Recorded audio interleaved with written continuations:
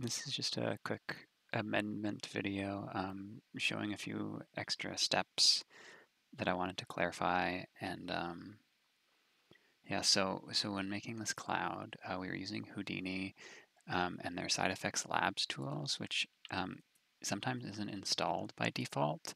So if you don't have that in Houdini, you can just come up to this shelf up here and hit this little plus, and then go to shelves and find side effects labs. Once you have this checked, you'll have a panel here that's called Side Effects Labs, and a button here that says Update Toolset. And this window will open up and it will show you how to install Side Effects Labs tools. So once we have that installed, then you'll be able to find the cloud and cloud noise nodes. There's also, like if you just do a quick Google on how to install Side Effects Labs tools, you'll find this website, and it shows exactly the same thing and how to get it installed.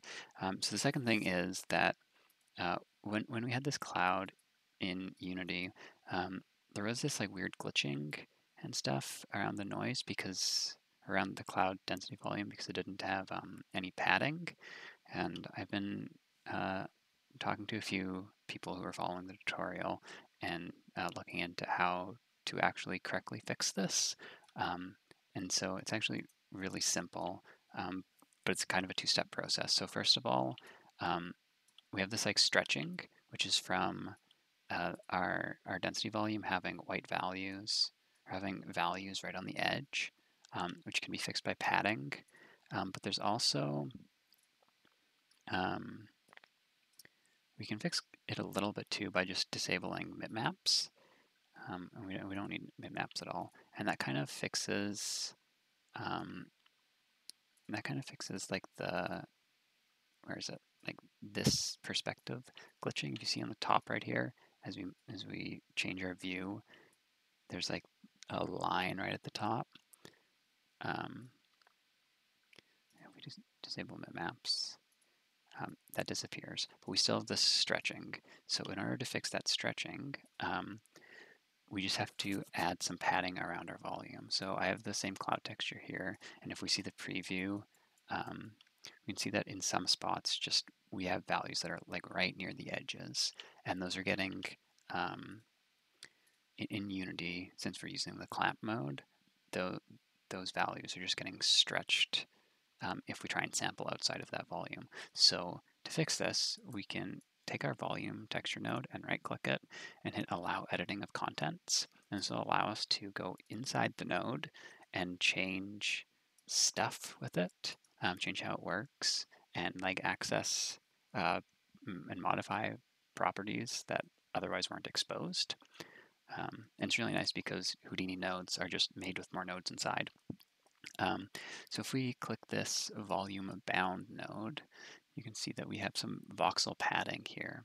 And you can kind of just play around with this, but it's in 3D, so XYZ. And since our volume is counting as Y as like the slices as we slice through it, so it's like the top, and then as we go down, we get to the bottom of the volume. We want to add a little bit of padding on the left and right sides.